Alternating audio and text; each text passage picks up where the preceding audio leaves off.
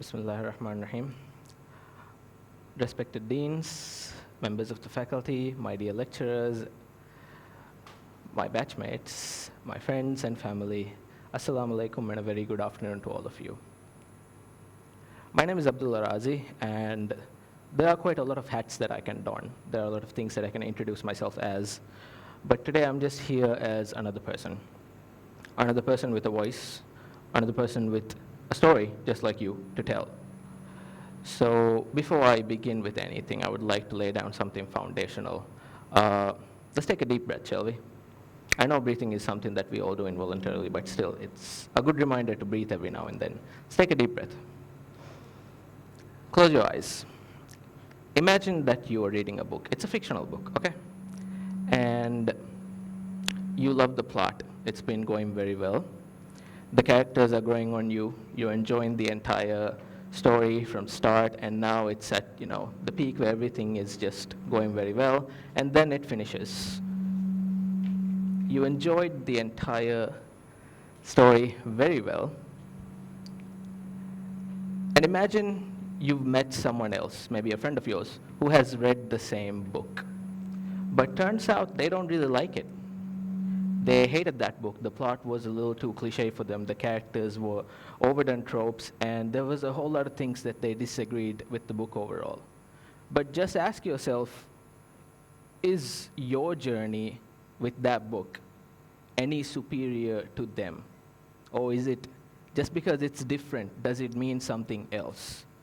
That's why I'm here today, to tell you that your journey, no matter where you are in life, is what you should focus on rather than the destination. Of course, you can focus on the destination, but the thing about destinations is that it's always there. Whether it's a place you want to go, or whether it's a goal that you've set, as long as you've set it, it's always going to be there. But the journey is where everything happens. That's where everything starts. Your life is like a book, an endless flowing page, book of chapters, where you just focus on reading and writing what you have, your story, until you get to a certain point. I'd like to share a few chapters from my book.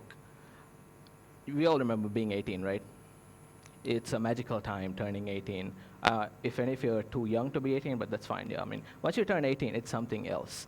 Nothing magical happens, but it's really magical because it's a time where you become legal in the Maldivian system, right? You don't have a guardian. You take autonomy of your own life. And you kind of start planning out everything ahead of you. Maybe you don't. But the point is, that's when sort of the life begins for most of us, right? When I was 18, I had just finished my A-levels, and I was deciding on what to do, and I wanted to be an architect. I still love architecture. I absolutely love it. And so I thought, okay, you know what? I will enroll myself somewhere. But then again, my A-levels weren't that great because I had fun those 2 years. But the point is, I wanted to become an architect. That was my goal. That was my destination. So in order to get there, I had to do something about it. I could not apply for MNU back then because it was absolutely difficult with my A-level results. But I could apply to Maldives Polytechnic. So I tried to. The first year, it was difficult. It was horrible. I could not apply because there were a lot of things going on. And I started to work. I was a financial officer at a company. And it was not something that I wanted to do, but I still did it because, hey, I have a goal to get, and I need to do whatever I can before I get there, right? So I started. By the end of the first year there, I could not apply.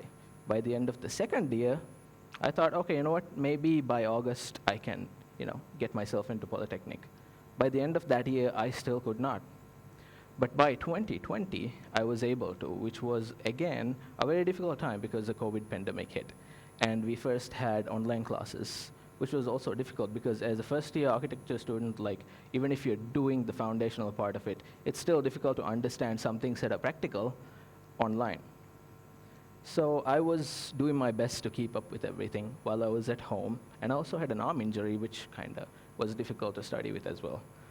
But at the same time, I eventually got to go to the face-to-face classes, and I had a wonderful time that year. By the end of 2020, I was thinking, you know what, this is great. I love these classes. But there's something that I love more than anything that I forgot to mention, is that I love writing. And I've never stopped writing since I knew how to write, sort of. So when it came down to a point at the end of 2020 where I had to choose between architecture and writing, and I thought, what else can I do to write and progress as a writer? That's something else that I like doing. Mind you, throughout my years, I have been teaching, taking tuitions for certain kids, all level children. And I thought, you know what, let's try and be a teacher, an English teacher, which would help me out with writing. That was my initial goal.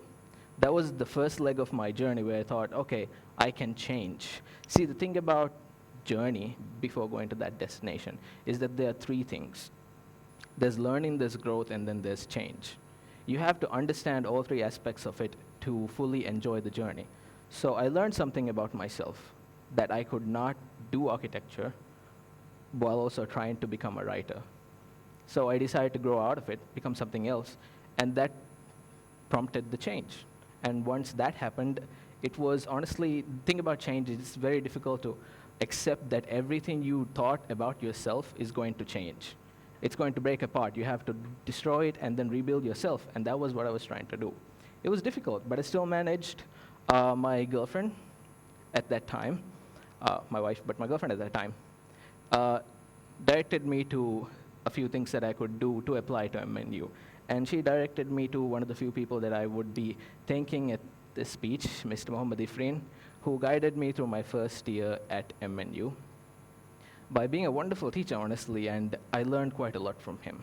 And that part of the journey, the first year here, was a little difficult because it was a sudden change from architecture to teaching. And it wasn't even teaching at the beginning. It was just studying how to become a teacher or how to apply the basics of being a teacher. And it was wonderful. But that's the kind of story that, do any of you know how story graphs go? It goes like you start with something and then it rises to a climax point and then it goes down, there's the exposition. Our lives are chunks of it. You take apart pieces of the story and you can relate it to anything else. But what I'm trying to say is my journey, I just shared a little bit of it, might not be the same as yours. It might not even be remotely close to anything that you might have done, but it's still a story. But we'll get back to that, okay? I've just shared something that was a little rocky, that peaked and then went down a little, right? Let's talk about something in my life that was at its peak. The thing about journeys, another thing about journeys, is that you realize you have a destination and you get there. What do? Some people just stop at the destination and think, okay, I've gotten here. But the thing is, those are not destinations per se. Those are like checkpoints or milestones, or if any of you are Dark Souls fans, it's the bonfire. But the point is, it's a checkpoint where you stop, and then you have to realize that there's another leg of the journey ahead of you as well. What I'm about to share is personal, but still something that helped me grow, because that's also part of the journey, right? I got married a year ago, and that was something that was absolutely wonderful. But you might think that's a little cliche, to share somebody's love story or something, because that's something everybody does, right? We all dabble in romance. But the point is, for me, it was something different, and that's why I would like to share. It gave me a home, it gave me a partner, it gave me a person to come back to, and it made me grow and mold and change into something else. A year ago, I would not have thought of doing this. A year ago, I would not have thought of signing up for debate competitions, signing up to MC different things as well, or host events. But now it has helped me grow because I have someone by my side who will help me through the journey. That's another part of the journey that people often forget, that even though you are an individual and you are alone, you still have people around you, whether it's friends, family, or even a partner. The point is, you are not alone on your journey. And once you're with somebody, even if it's a friend, family member, or even a loved one, you are molded by each other. You're not just someone who is sculpting yourself. You're with someone who is also sculpting you. And you learn and grow with them, even though you're two individuals. That's like a high peak in my life where, everything just went right. But the one part that I want to share is that our goal was to get married. But that's the idea everybody has, like I said. You get to the destination and you think, okay, I'm right here. This is it, I've achieved this. But what you have to understand is it's not just a destination, it's a milestone from which you have to proceed onwards on a different journey. Some people get really confused, when I decide to get married. A lot of people ask me, why are you getting married at this age? I said, I counted my blessings. We counted our blessings, and we decided we could. And then we got there. And most people would tell me, you should not, because you would grow old very quickly that way. Not in the physical age sense, but more of an emotional and metaphorical way. But I do not see that, because I still date my wife. And that's a statement. You are still dating whoever it is that you're with even after marriage. And that's part of the journey that people don't see. That after this milestone, you still have to do all of these things because you're still on a continuous cycle of growing, learning, and changing. That was a peak, right? If you look at my life and there's a whole story, that was a chunk where everything just went well. And it's still going amazing. So let's talk about something that, sort of brought a downfall, which was very recently, honestly, at the end of last year. I am someone who usually does not do much of a study when it comes to modules, okay? I like to understand what I know, and then I apply it, and I actually get past that. Not something that I would advise any of you to do, but still, it's one way to do things. But this time, I could not care less about that one module, and I failed. It was something that hit me pretty hard, because I did not think that I would come to this point. There is a book series called The Stormlight Archive, written by one of my favorite authors, Brandon Sanderson. And there's a quote in it that says, I will take responsibility for everything that I've done. If I must fall, I will rise each time a better man. So this is something that I live by, and that's something that I wanted to ingrain into my journey and continue forward. So I talked to my lecturers, my dear, wonderful Miss Suad, and she helped me throughout everything. And I've come to a point where I realized, okay, it affected me quite a lot, because that fall, that fail, that one FF on my grade report just completely obliterated a lot of things in my life. I was sad. I'm someone who loved to read, okay? I love to read. And when I saw that FF, from that day onwards, I kind of started realizing I don't really want to engage in anything. I don't want to read anything.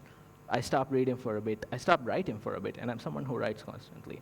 But it affected me to a point where some things were going haywire, and it was a low point in my life. But what was that? It's a low point in my journey. And the important part about the journey is that there is always the most important step you can take, and it's not always the first one. It's not the last one. It's always the next one.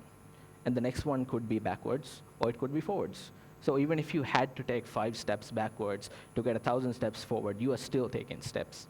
And that's what you should remember, that you may fail, but that could be another step for success.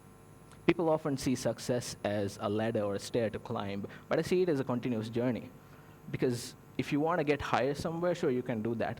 But whatever you do in life, whatever it is, it's always a continuous journey. That was a very low point. And the thing about journeys, like I mentioned, there's a book series by my favorite author, Brandon Sanderson. The reason why I chose this title for today's speech, Journey Before Destination, was because of a single quote that I read in that book. It was life before death, strength before weakness, and journey before destination. Because the whole series is about accepting the journey, realizing that you are growing, changing, and learning to get to a certain point.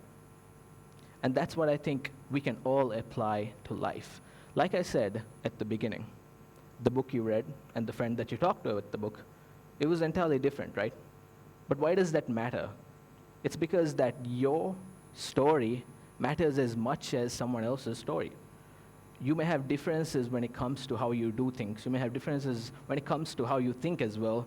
You may have similarities as well. But at the end of the day, you're both individuals. You both have stories to tell. And you may think it doesn't matter it may not matter as much as someone else's story. Just because someone else at your age might be a little bit more successful than you, or it could be someone different than you, or maybe someone older than you, it does not mean that you do not have a story that matters. You have a story, you have a journey, and it's something worth telling as well. And that's what I'm doing here today. That I would like you all to understand that every single journey requires taking steps wherever you go, whether it's forward or backwards. You still have to take that step. It's not that easy sometimes, but it's something that you have to do. Looking back at my life, some things that I've shared, the first thing, changing from one course to another. I know it's not something that people would really care about, but it's something that I had to do in order to become a working member of this society. If I wanted to contribute, I had to make changes. If I wanted to contribute on my terms, I had to change. And it's not an easy thing to do because it may be easy for some of you. I do not know that. But it wasn't an easy thing to do for me because I had to change everything I knew about myself that I thought I liked to choose something else. And it's been one of the most wonderful things I've done. I've met amazing lecturers who have told me that I would be an amazing teacher one day, such as Hajjamis from CFS. I would really like to thank her here as well. But yes, there have been people, that's another thing that I would like to point out. There are going to be people in your life, like I said, who would mold you. So a certain comment from someone might just be the one thing that would help you go along the journey as well. Just like it did for me when it comes to books. It's not always a person, it might be a book, it might be a story, or you might even be inspired by a poem or a video. Whatever it is, whatever works for you, it's still your story and it's still your journey that you're taking. And that's the most of what I wanted to say here. I know there's a lot that I could unpack when it comes to talking about my life, that's sharing about my journey, but that's all that I would like to share with you right now. And if you have any questions, you may ask, but for now, thank you so much for coming, and may you all meet tomorrow's light unbroken.